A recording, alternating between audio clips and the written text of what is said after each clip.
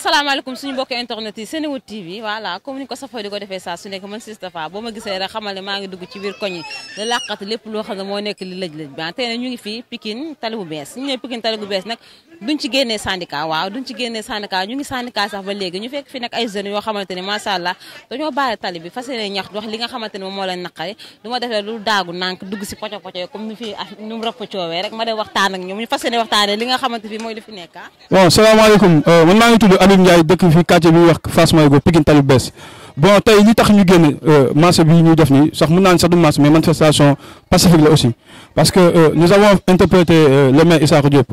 mai 2021 pour ñu wax pour ñu jëlee li nga xam ne mooy salte bi nga xam moom ngeen fekk mooy ndox mu salte bi nga xam ne mi ngi jógee ci ay tali yoo xam ne dañu ko defal taamu canalisation muy wàcc ñëw ci koñu jàmbur yi non seulement gis ngeen xale yi ñu taxawal nii salte bi baaxul ci ñoom parce que tamit qualité de santé dafa dañ ko soxla te fu mu toll li am nii daanaka mën nañ ni safaan la ci xale yi donc tey looloo waral tey ñu génne def benn manifestation pacifique gis ngeen ko amul benn débordement ñi ngi taxaw di ko régler suñu situation convenablement comme ñu fi dëkkee donc ñu fi nekk taxaw ñu ñëpp c'est des fils yoo xam ñoo dëkk fii ci quartier bi donc tey nous avons l'intérêt xam nga sàmm suñu gox mooy waral tey ñu taxaw baale tali bi non seulement conscientiser waat suñu jeunesse yi xamal ne carrément ni toll nañ ci dëkk boo xam fu mu toll dafa jaxasoo mais ñu ngi ko woote ci fair play maanaam ci jàmm quoi léegi ndox bi nag lañ bëgg ñun à chaque fois ñu ngi koy wax man en personne man j'ai parlé avec Issakha Diop ki nga xam moo nekk maire Pikine Est j'ai parlé avec Amadou Dia maire de Pikine Nord Ablaye Timbo moom fii lay jaar tout le temps fii lay jaar kon donc lii gis na ko chaque jour buy xëy fii lay jaar buy wàcc fii lay jaar donc kon gis na ndox bi kon li fi am ni nag moom dañ koy déplorer carrément moom am na lu ñoom jëlee nañu décision ne carrément ni du seen compétence loolu la ma Issakha waxoon ne ma je vais parler avec Dia boobu à l'époque bokkuñu woon parti ñoom ñaar maintenant ñoom ñoo nekk Benno Bokk Yaakaar ñoo bokk benn parti kon consensus war na am même bu dee seen domaine ñoom war nañu bind benn pétition jox ko ñi nga xam ñoo gérer tali parce que lii nii ñuy dund nii kenn xamul lu mu doon donc tey loolu moo waral tey suñu sabab suñu kaas ak mos yi gars yi kaas yëpp tey lii moo ko waral donc xam naa ni li ñu ciy saako daal moo ñu defal ko le plus rapidement possible sinon tey nii la demee tey mais suba mën nañu lancer beneen entamination boo xam c'est autre chose. salaamaaleykum maa ngi tudd Baye Youssou Gueye dëkk Pikine tali bu bees li ñuy xeex nii du c'est la première fois ñu koy xeex dañ koy xeex chaque jour le 1er juin 2021 fii lañ taxaw def fi marche Issakha Diop Amadou Diarra Ablaye Timbo yëkkati seen kaddu ne carrément tali bi balaa octobre 2021 dañ ko defar ba léegi defaruñ tali bi bees gi nga ni mel xale yi nii ay ndaw lañ fii la ñuy jaar di jàngi tali bi fii la nekk tali bees dafa mel ni bokkul ci Pikine waxuñu ko benn maire waxuñu maire de la commune maire waxuñu maire de la ville comme ça mënuñu ci dara Macky Sall gouvernement Macky Sall suñu président damaa bëgg bu fekkee ni gis nga lii nga dimbali waa tali Pikine tali bees Macky Sall bu ganee dëgg 100% Pikine la mais tali bees daa mel ni bokkul ci Pikine xeex bi nag des lii lancement la rek buñ génnaatee dina gën a metti nag nañ ñëw defar tali bi 2009 ba léegi ñu ngi dund ci lii amatuñ gan kenn dangut fee ko di tali bee laa dëkk mu ne du ma fi ñëw camions yi sonal ñu dañoo sonn yaa daa maar Pikine tali fees ba mal. Aujourd'hui nous sommes venus pour déployer cette insalubrité au niveau de Pikine Est parce que on est toujours là depuis des années à lutter contre ce fléau là mais on n'arrive pas à comprendre la réaction des autorités au niveau de Pikine. Notamment, il s'est passé des élections municipales. Ils nous ont donné beaucoup de choses à faire au niveau de Pikine, mais toujours rien. Toujours, ils ne font que nous donner des promesses non tenues. Et on en a ras-le-bol de ça. Depuis les élections municipales, aucune autorité n'a mis ses pieds au niveau de Pikine Est. Et ce n'est pas normal, c'est quelque chose qu'on déplore. En dehors de cela, il y a beaucoup d'insécurité au niveau de Pikine. À cause de quoi? À cause de ça, parce que tu n'arrives même pas à veiller sur tes enfants. Il y a des maladies contagieuses qu'on ne peut pas lutter sans pour autant lutter à ce fléau-là. Donc nous appelons toutes les autorités pour leur montrer qu'à niveau de Pikine Est, on déploie tout cela parce qu'on n'a pas les moyens pour le faire. Car eux, ils ont des compétences. Ils peuvent aller gagner des marchés au niveau des pays extérieurs pour régler cette situation-là. Et nous les appelons toujours. Nous allons toujours lutter contre ça. Je pense même qu'on ne va pas enlever ces barrages-là. On ne va pas les enlever tant qu'on n'a pas de réaction venant des autorités. Nous appelons toutes les populations pikinoises venir soutenir leurs enfants parce que ça, c'est la lutte de tout Pikinois. Parce que c'est au niveau de Pikine et on lutte notamment pour la sécurité et l'insalubrité au niveau de Pikine. syndicat bi daal tax na kenn mënatu fee jaar poco baa ngi nii tous les jours bu taweeg bu tawul yëpp lii la sunu doom yëpp feebar nanu waaw tey nag danoo xëy di fesal sunu naqar brassard rouge parce que sunu maire yi ñoom la nu njëkk a woo wax leen lii ñu ne dinañ ko defar boobu ba nëga ni gis sunu kenn léegi nag danoo sonn danoo interpellé nañ président interpellé nañ le ministre interpellé nañ ñëpp danoo bëgg daal ñëpp ñëw jàppale nu jëlee nu ci ndox mi ak poca beeg salte bi. looy wax seen monsieur le maire fii monsieur le maire. monsieur le maire c'est la deuxième fois xanaa c'est la énième fois sax monsieur le maire wax nañ ko lii mu ne bu ñuy defar syndicat bi dinañ ko ci boole mais à quand la ñuy defar syndicat bi. nee nañ chaque jour fii lay aw matin midi soir fii lay aw. fii lay jaar xanaa gisul difficulté yi ngeen di dund fii. non si gis na ko mu ne woon bu ñuy defar syndicat bi dinañ ko defaraale mais kañ la ñuy defar syndicat bi def nañ pose première pierre bi boobu ba nag ni gisaatul leen ñun nag danoo sonn nañ di ko au moins di débarrasser nu lii en attendant syndicat bi di jóg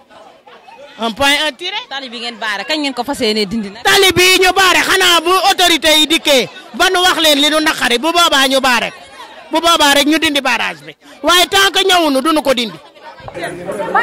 élection yi ñëw ñu seeti ko mu naan Macky Sall jox ma 4 milliards damay defar defulul dara Issakha Diop ñaata la am Timbo mi ngi am 9 milliards 500 millions par an mu nekk ñaata millions par an. vraiment Pikine waaye ñoo war a yeew yéen a war a nekk. war nañ noo mën a defaral sunu tali bi fi lañ dëkk fi lañ juddoo fi lañ yaroo bëgg a dugg si lii am foofu ndox mi nag koñ bi muy jugee ñoo koy tuur duñ ko naan duñ ko tuur suñuy foos weeru dee muy bay 30 000 35 000 ay taw joxuñu ko fii lañ koy tuur dañ defar canalisation ni ñu am fuñ tuur loolu fi nekk maire yi fi nekk defuñu fi dara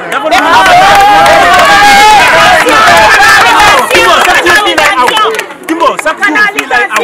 Timbo jaraat ak ki nekk fii xaw ma sax tuuti dara encaisse camion yi nekk syndicat moom lañ fi nekk ñun dañoo sonn leen fii maire bi fi mën a toog te defaraloo ñu sunu fii amul sens xam nga lan moo am sens canalisation moom moo am sens moom ngeen ñu war a defaral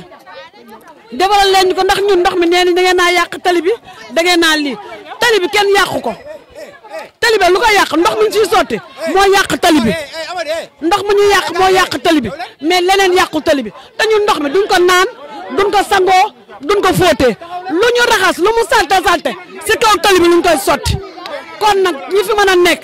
gouvernement bi na ñëw taxaw monsieur le maire na ñëw taxaw ñu defaral ñu tali bi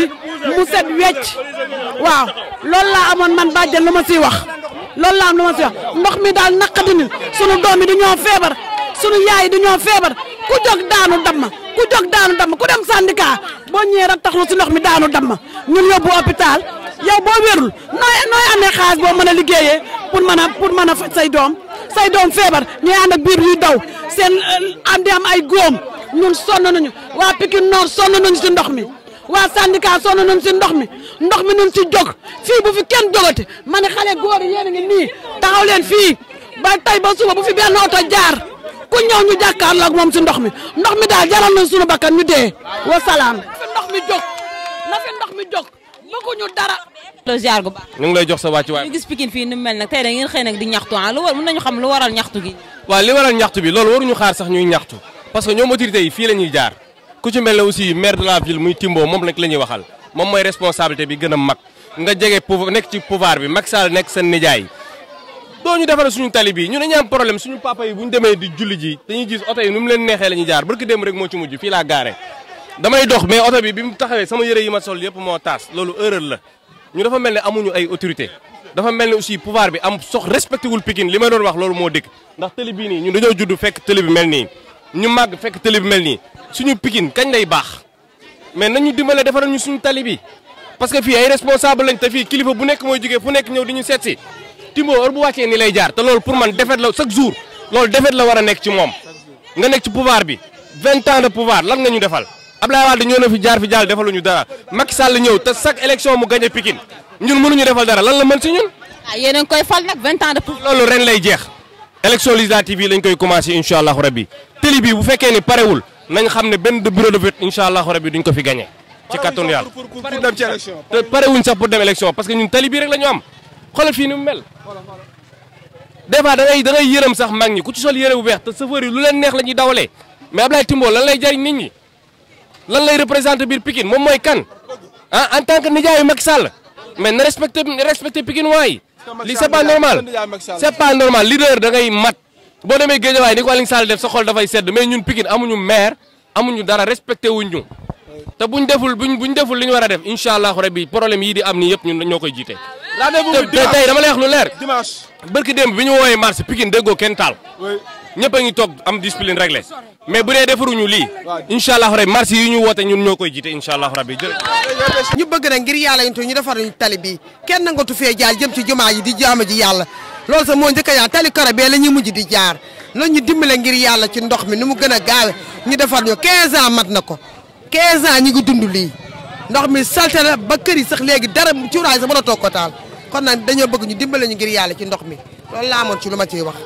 commissaire moo woote en personne nañu comme que fii voie de dégagement la il faut ñu dindi ko tey il nous a convoqué à 16h lui-même il va appeler le préfet et le sous-préfet pour ñu jéem a monter dossier bi léegi nag bu ñu demee ñu incha allah on va donner une ultimatum bu fekkee defuñu ko dinañ leen waat ngeen ñëwaat ñu tàmbalaat incha allah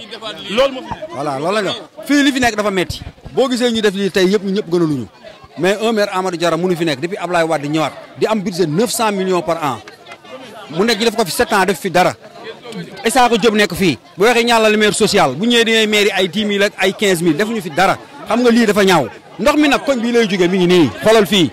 ndox mi nag duñ ko tuur suñu ay fosse duñ ko sangoo ñi fi dëkk loolu lañ wax te lu leer lañ wax chaque mois ñu bëgg a fay camion wala 2 mois 30 000 35 000 duñ ko def ku defar tali defal canalisation ku teg tali bi fii cantine si tali bi da ngay fay mook Timbo ñoom ñëpp am defuñu fi dara loolu nag moo ñu metti moo tax ñu baare tali bi te dañ koy baare defuñu fi dara ba élection yi ñëwee jar dañ ko daan seeti mu ne moom ndox mënu ko defar du compétence am ah kan man kay falaatuma Jara man yàlla tere on jumelaay mën a see loolu dem teeram safara gënal yàlla tere voilà suñu mbokk internet yi Senewood TV gis nga tey dañoo nekkoon Pikine tali gu bees syndicat waaw bu ñu ne Pikine tali gu bees dinañ si wax syndicat ndax syndicat fi la fekk baax fi la bokk tamit ah gis nga jeunes yi dañoo wàccoon te di ñaxtu maanaam wax leen naqari maanaam ndox mi nga xamante ne mi ngi dox seen koñ ak nee nañ seen monsieur le maire ñi nee nañ ñi ñoo faloon ñii nee nañ faluñu woon en tout cas wax nañ leen naqari tey seen biir xol ah di leen jox dig daje nag si beneen numéro beneen émission ak Sistapha nee naa damay wàcc suufu terrain yi man maay Aliou Tinel bu jigéen baa ngi fu ne laa jaar dama bàyyi fenn waaye damay nuyu sama équipe bi nga xamante ne macha allah ñoom laa àndal Kumba Dieng Sall Khalifa baax gën ris kenn du moo rawatina lamp sama góor sama xarit kenn du moom itam di leen ñaanal jàmm te di ko saction di leen jox dig daje beneen numéro ak beneen émission man Tinel mu ndaw baa ngi fu ne laa jaar duma bàyyi fenn